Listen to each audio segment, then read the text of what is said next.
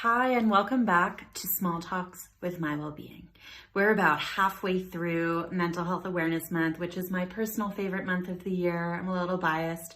And we have been hearing left, right, and center. I want to go to therapy, but I feel like I should be able to handle this on my own. Raise your hand to yourself in public, to your dog, to your partner, to your roommate, if you can relate to that sentiment. I know that I can. I know it kept me out of therapy for too long.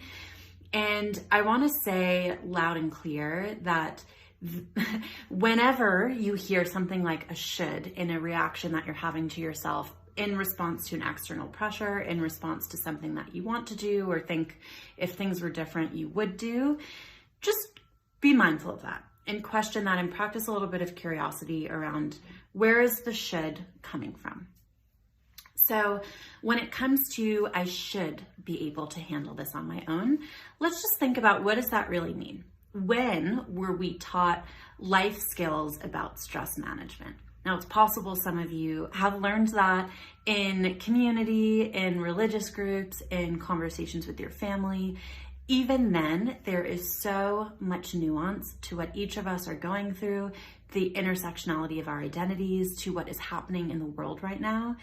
The should, I would challenge as how could you possibly be prepared to handle all of these various interacting stressors, especially on your own and especially without community and without guidance. So I would challenge that should. I don't know that we should be able to handle this on our own. What I do know is that from a very young age, we're encouraged to think or believe that. So we see superheroes on TV who tackle everything largely on their own. We see a lot of gender stereotypes, age stereotypes, success stereotypes. And now we're under more pressure than ever because we're inundated with news feeds and things on social media that try to tell us that others like us are significantly more ahead of us. So they have their personal life together, they have their career together, they have their dream job, they have their dream home environment. I need us to keep in mind that more often than not, that is about 1/100th of the full story, and you are exactly where you need to be right now. As hard as it is, as challenging as it is. And I want to emphasize as well that there is absolutely nothing wrong with acquiring, leaning into a little bit more support. So not only is there nothing wrong with it, but if you are in a position to start therapy or start coaching, it can be a huge asset to your emotional health, your physical health, and your professional and personal trajectory. So just think about if you're thinking about your romantic life, in therapy or in coaching, you can get personalized guidance on things like clarifying your values, clarifying your preferences, clarifying your wants and needs, your identity, your gender identity, your sexual orientation, your communication skills.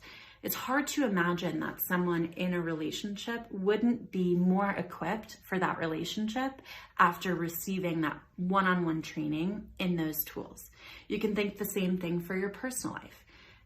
Thinking about your own relationship with yourself, thinking about where you want to live, what you want to do, and bridging that into professional life, thinking about what your unique skills are, what messages and narratives you've received that might be influencing choices you've made in the past, choices you're making now, why that might be, gaining more clarity into choices you want to make in the future. So I want to reframe for us and shift for us that therapy and coaching are actually a huge privilege. And they're one that we're very lucky to have and have access to. And if we have and have access to them, we should celebrate leaning into that resource and all of the benefits and all of the growth and all of the healing that it can bring. And if you are holding on to, oh, well, I should be able to handle this on my own, just think about, there's that should word again. Where does that should come from? Where did I first learn that? Why do I think that I should be able to handle this on my own? And is that true?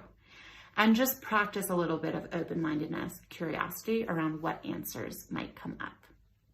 So if there's anything that's especially helpful for you in challenging some of the shoulds and thinking about taking advantage of care, comment it in the comments below. You never know who you're going to help by doing so. And if you think that this would be helpful for someone in your life, in your world, please share with them. Again, you never know. It might be just what they need in that moment. Thank you so much to everyone who did share this question and this sentiment. Keep your eyes peeled for the question bubbles in our stories so we can continue to answer what's most top of mind for you in 5 minutes or less. Looking forward to seeing you on another small talk soon. Bye.